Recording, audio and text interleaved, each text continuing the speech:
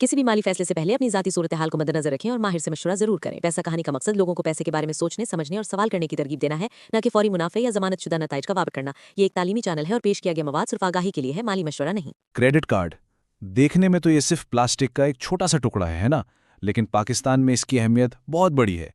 ये स्टेटस है, सहूलत है और फौरी ख्वाहिशात पूरी करने का एक जादू सा लगता है।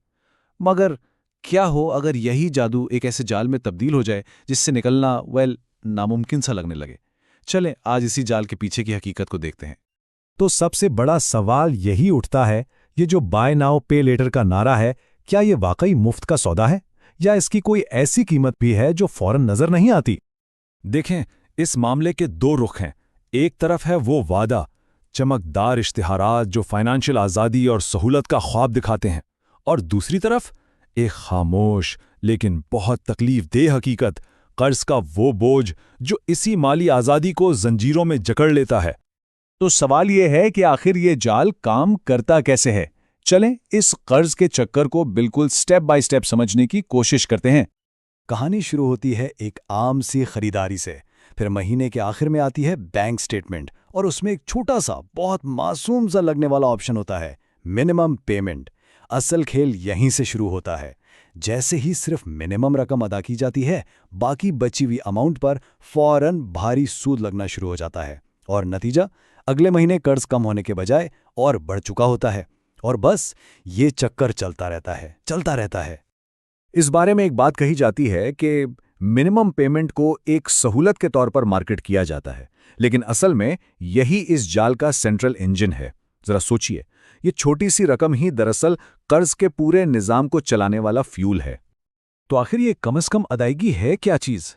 देखिए, एक बहुत क्लेवर साइकोलॉजिकल ट्रिक है। इससे ये महसूस होता है, एक वहम होता है कि हाँ, कर्ज कंट्रोल में है, जबकि हकीकत इसके बिल्कुल उलट है। ये तो सूद की दलदल में और गहरा उतरने का रास्ता है। अच्छा, बातें तो बहुत हो गईं। अब इस पूरी कहानी को नंबर्स की जुबान में समझते हैं। एक रियल वर्ल्ड एग्जाम्पल देखते हैं कि ये सब आखिर दिखता कैसा है। चलें फर्ज करते हैं कि क्रेडिट कार्ड का जो आउटस्टैंडिंग बैलेंस है वो है 1 लाख रुपए। आजकल के हिसाब से कोई बहुत बड़ी रकम नहीं, आसानी से खर्च हो सकती है। अब जरा इसका हिसाब किताब देखें। अगर सालाना सूद की शरह 35% हो तो पहले ही महीने में करीबन 2,917 रुपए तो सिर्फ सूद में चले गए। अदा किए थे 5,000 रुपए, लेकिन असल कर्ज में से यानी प्रिंसिपल अमाउंट में से सिर्फ 2,000 रुपए के आसपास कम हुए। बाकी सारी रकम सूद की नजर हो गई। तो क्या होगा अगर यही सिलसिला चलता रहे, मतलब हर महीने साला साल सिर्फ मिनिमम पेमेंट ही की जाए? इसका लॉन्ग टर्म नतीजा क्या निकलेगा, जरा सोचिए। इसका नतीजा हैरानकुन है। सिर्फ मिनिमम पेमेंट करते रहने से इस 1 लाख रुपए के कर्ज को खत्म करने में तकरीबन 9 साल लग जाएंगे। जी हां, पूरे 9 साल, सिर्फ उस छोटी सी कन्वीनियंट पेमेंट की कीमत। और अब सबसे शॉकिंग बात, इन 9 सालों में उस असल 1 लाख रुपए पर कुल मिलाकर 1,22,450 रुपए तो सिर्फ और सिर्फ सूद में अदा किए जा चुके होंगे। मतलब कर्ज से ज्यादा सूद। ये है असली चेहरा इस मिनिमम पेमेंट के जाल का, और ये बताता है कि ये जाल कितना कितना महंगा पड़ सकता है। लेकिन ये मसला खास तौर पर पाकिस्तान में इतना अहम और खतरनाक क्यों है? चलें अब जरा लोकल कॉन्टेक्स्ट पर यहां के हालात पर नजर डालते हैं। देखें, पाकिस्तान में कुछ चीजें मिलकर इस मसले को और संगीन बना देती हैं। पहली चीज तो है बढ़ती हुई महंगाई, जिसकी वजह से घराने क्रेडिट पर डिपेंड करने लगते हैं।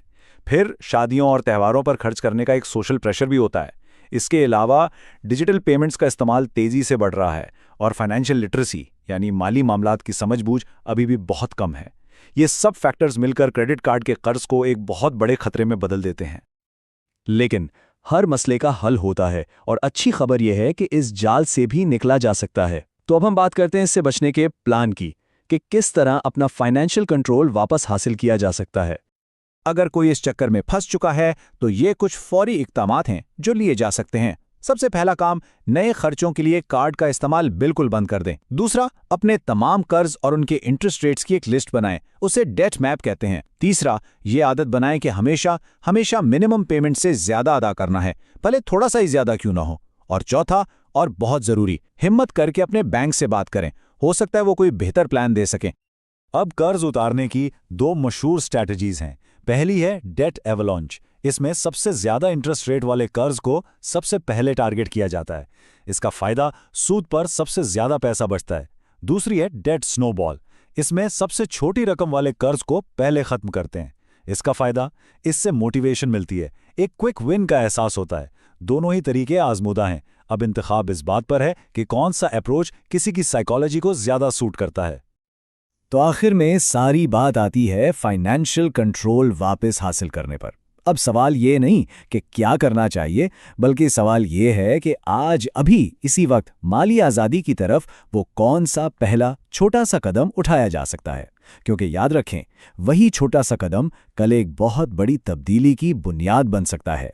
फैसला करने का वक्त अब है।